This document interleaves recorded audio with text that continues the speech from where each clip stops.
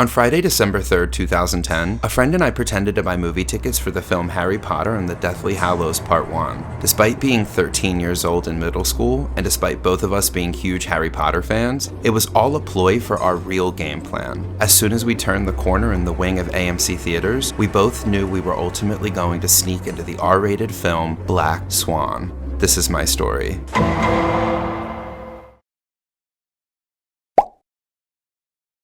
The 2010s were one of the best decades of film, not only due to the digital advancements within visual effects and the overall power of editing, but in that some of the most bold, unique stories to have ever come to film were released in the 2010s. And the year 2010 specifically was one of the best years of film, honestly maybe of all time. The forever robbed should-be Best Picture winner The Social Network, the genre-defying Inception, and the twistful Shutter Island, just to name a few of the best from 2010. But there's one film from 2010 that had everyone in Hollywood and the John Q. public buzzing non-stop. The film on everyone's lips, Black Swan. Immediately hailed as one of the best psychological horror thrillers upon its release, Black Swan continues to have a chokehold on American sub-pop culture in a way that most films could only hope to match. But why? Why has Black Swan remained on the tips of American tongues for nearly the last 15 years? Many salacious and provocative films have been released before and since, so what is it about Black Swan that continues to resonate with modern audiences? Catapulted to the mainstream media at the time because of one very steamy sex scene involving Natalie Portman and Mila Kunis, Black Swan is more than just a frequently overused example of queerbaiting, and a very derided subplot that merely distracts from any of the main intentions of the film overall. Black Swan is one of the most dissected and talked about films in recent years. It's the exact reason I debated on whether or not to make this video. Black Swan is one of those films I can nearly confidently say will never leave the cultural consciousness, with its seemingly endless points of fascination. Most video essays on Black Swan typically focus on the open to interpretation ending, the pursuit of feminine perfection, or how Black Swan is a modern tale of the tortured and obsessed artist. While all of these are undoubtedly present themes within Black Swan, one of the core elements to me is that of the concept of rivalry and competition. Black Swan is as much about the pursuit of perfection within one's craft as it is about the loss of humanity and a sense of self in that pursuit of perfection. Through the story and subplots, and the varied interpretations of crucial story elements, I want to revisit Black Swan through both an intrapersonal and interpersonal rivalry lens. Within these perspectives, I want to examine the idea of ballet as a metaphor for the detrimental effects that competition can have as a result of internal conflict, and how the movie Black Swan, maybe more than ever, reflects the real-life day-to-day rivalries that humans create both involving other people and within themselves.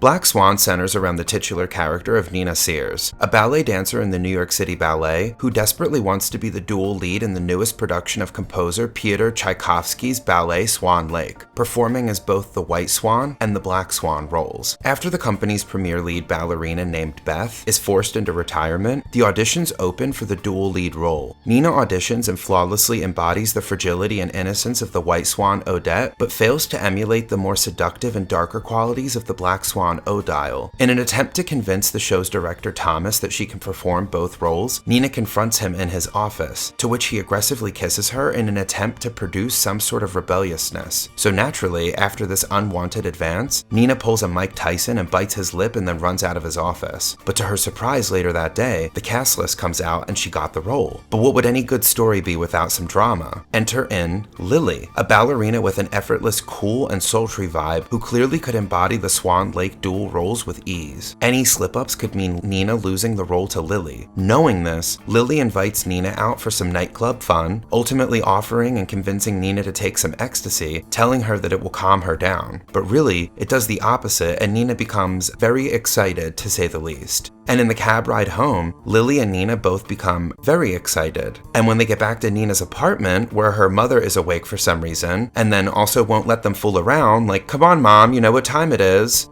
Anyways, they ignore the mom and make like Sims and woohoo, or do they? Oh yeah, because this is a Darren Aronofsky film, Nina is an unreliable narrator, frequently blurring the lines between reality and Nina's altered psyche. Throughout Black Swan, Nina hallucinates many of the events we see occur, including the most famous scene in the movie, because the next day, Nina oversleeps and arrives late to the dress rehearsal to find out Thomas has made Lily her alternate out of fear that she can't fulfill the role. At this point, Nina knows Lily wants to take her spot, and Thomas is more than willing to give her the part. And to make matters worse, Nina is progressively evolving into the Black Swan Odile, with her multiple painful self-injuries and the genuinely haunting hallucinations that Nina has as she sinks deeper into the roles. As the opening night approaches, Nina's semi-psychotic and overprotective mother, Erica, tries to get Nina out of the show by falsely informing the theater that Nina is too sick to perform. Nina once again rushes to the theater to convince Thomas that she can do both parts after he nearly hands Lily the role. Fast forward to the opening show, Nina hallucinates on stage mid-performance as Odette the White Swan and falls as a result. Nina returns to her dressing room after the number concludes and sees that Thomas formally replaced Nina with Lily as she prepares to perform as the Black Swan Odile. Nina obviously isn't going to stand for this, so the brawl of the century happens and Nina pushes Lily into a mirror, the mirror breaks, and Nina stabs Lily with a shard from the mirror. Or does she?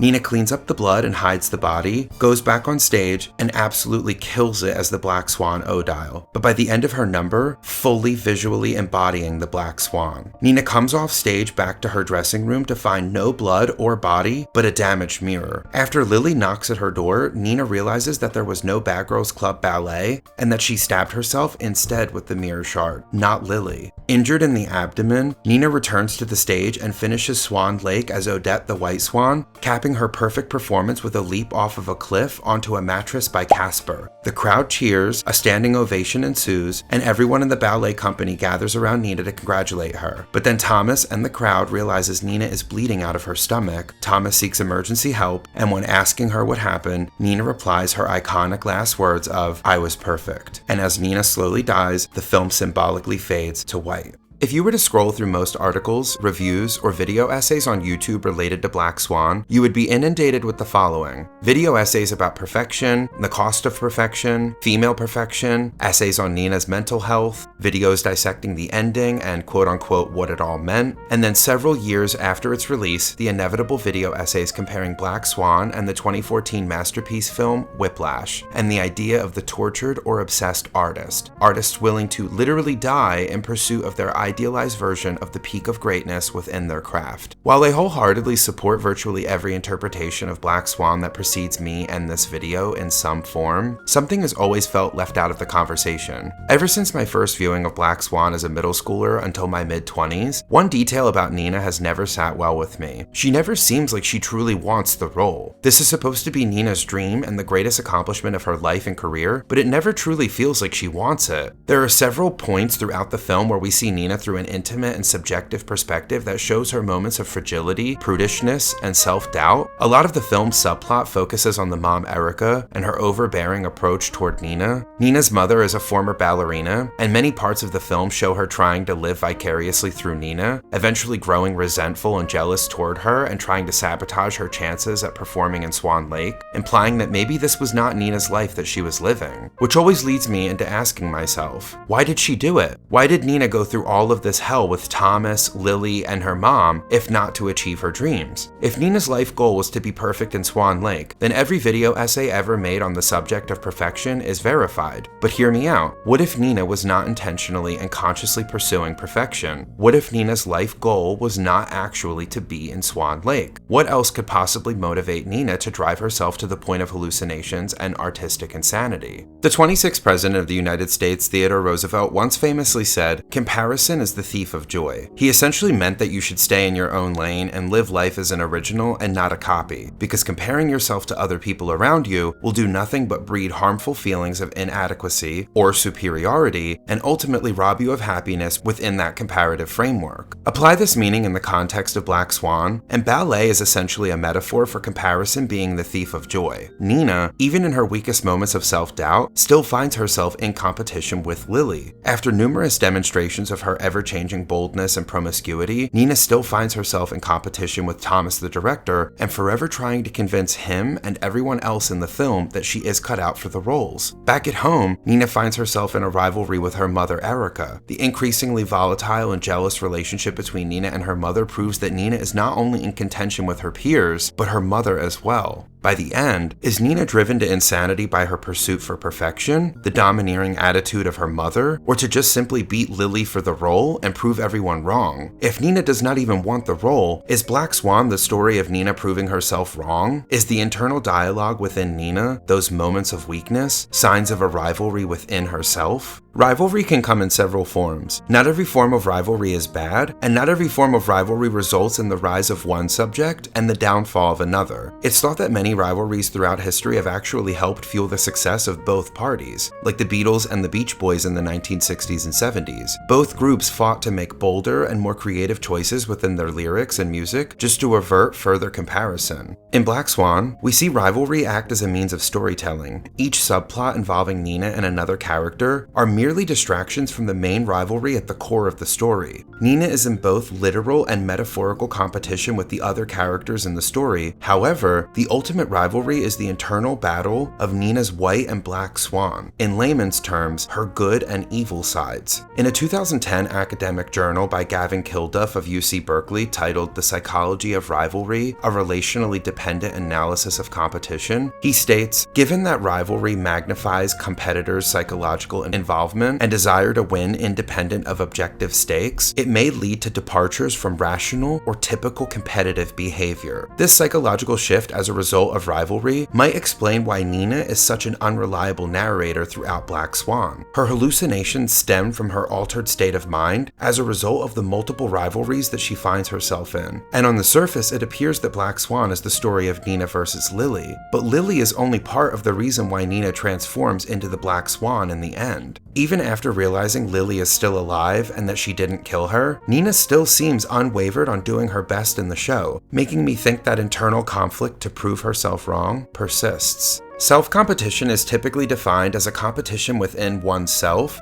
usually related to the completion of a goal or objective, not necessarily about being the best or doing the best, but simply accomplishing the task at hand. Think of people who compete in the New York or Boston marathons. It's not about finishing first, it's about finishing at all. The self-competition in that case is personal timing, how fast it takes you to finish the Boston Marathon. In Black Swan, self-competition is Nina's ultimate motivation. The desire to unleash her inner Black Swan, her inner Odile, is the catalyst for her dramatic personality shift throughout the narrative. Instead of pursuing perfection as we are led to believe, Nina is instead pursuing the idea of proficient, simply being good enough. Every opposing character to Nina at one point believes Nina is not ready or not equipped enough to perform the dual role in Swan Lake. To the outside world, Nina wishes to portray a perfectly balanced white swan and black swan, but internally, Nina has yet to discover and fully understand her own black swan. Sheltered by her mother and treated as naive and infantile, Nina was not allowed to experience life in ways that could potentially mold her into the more sexually liberated and stereotypically evil black swan Odile, never creating that side of her personality,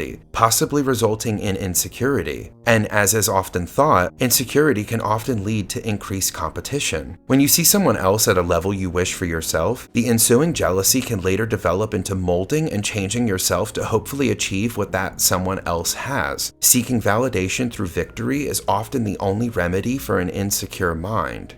Was the ultimate victory that Nina gave an audience and the people around her the most perfect performance in Swan Lake? Or was the ultimate victory within Nina being able to prove to herself that she could do it at all? Throughout Black Swan, we see several indications that Lily may even be the better fit for the dual role. The Black Swan Odile is viewed as the harder role to embody, but Lily can embody the Black Swan effortlessly. So why would Nina, the embodiment of the White Swan Odette, be the first choice for the dual role? Wouldn't Lily be the obvious choice? At times it feels like even Nina acknowledges this, which feeds right back to that idea of insecurity leading to competition and seeking validation through victory as the only means of silencing that negative internal voice that Nina clearly has. Could Nina be driven by purely a desire for perfection via one of the hardest roles ever created in the world of ballet? Absolutely. Performing the lead in Swan Lake is extremely admirable, a very real desire for many ballet dancers. But is it possible that Nina is driven by a more inexplicit, less obvious void from within? The film's open-ended storyline and plot points certainly would give someone enough evidence to say that Nina had many desires, perfection was just one of them. Before discussing more behind-the-scenes elements of Black Swan, I do just want to say that every actor in Black Swan and the director deserve their own independent video essays respectively. There's too many factors in Natalie Portman and Mila Kunis's careers to explain without losing focus on Black Swan specifically. Part of what makes Black Swan so fantastic as a discussion topic is partly due to the film's director, Darren Aronofsky. Known for unsettling and often chaotic films in nature, Aronofsky didn't shy away from his usual Rolodex of surrealist and non-linear storytelling elements for Black Swan. In fact, he took it a step further by trying to create a hostile on-set rivalry between Natalie Portman and Mila Kunis. In between shooting days on set, Aronofsky would approach Portman and Kunis separately to inform one another of how the other was doing much better than the other was on set, and who was giving the better performances. His tactic ultimately backfired and failed, as Natalie and Mila are very close friends in real life, and knew Darren was just getting in their heads. It is very interesting how Aronofsky would use rivalry to enhance performance in the pursuit of a goal. It's almost as if competition and rivalry enhance your performance and in a way become your motivation. I will have to look into that. That sounds very interesting. It can't go without mentioning that every actor in Black Swan completely devoured their role. Like rent was due, the lights were about to get turned off, the car was about to get repossessed. You would think every actor in this movie was going to be homeless if they did not annihilate their role, because seriously, everyone brought their A game. I was genuinely surprised that Mila Kunis did not receive at least an Oscar nomination for her role as Lily. To me, she was incredible, and it's still her best performance to date, and considering Natalie Portman's performance became one of the most awarded film performances in history, it's odd that Mila Kunis wasn't included in that hype wave. I suspect it's because the mom, played by the amazing Barbara Hershey, was also gobbling up awards attention for the same category as Mila, so they probably split votes, and voters just simply couldn't choose between the two. Even the smallest role in the film, that of Winona Ryder playing the retiring ballerina Beth, has one of the most memorable lines in the entire film, and for the less than 5 minutes of screen time that she has, you do not forget about her by the film's conclusion. I think part of the reason Black Swan has stuck around in the cultural consciousness since its release is because it's as much of a story about what it takes to push the bounds of humanity's desire for excellence in pursuit of artistic perfection, as much as it is a gentle reminder to not take every encounter in life so seriously. Nina took all of this too seriously and was slowly killing herself as a result. Personal ambition is fantastic, and you should strive to achieve important and necessary goals, but at what cost? Is the end goal worth the journey, even if the journey ruins your image of yourself? There's nothing wrong with goals set in moderation, attuned to your changing views and attitudes as you go through life. Rivalries can enhance individual performance as much as they can wither self-worth. You don't have to chase a childhood dream if it means abandoning who you've become as an adult. You should never stop dreaming, because you can always chase new dreams. And your dreams don't have to involve rivalry. It is virtually impossible to not compare yourself to everyone around you, especially in the modern social media era that currently exists. Competition with others can end up catapulting you as much as preventing you from achieving your dreams. And maybe that's the lesson in Black Swan. Maybe we learn more about ourselves when we're put in a competitive setting and our inner Black Swan emerges. And in that competitive setting, maybe a self-rivalry teaches us the most about ourselves. Because maybe the real treasure in life is the rivalries we made along the way.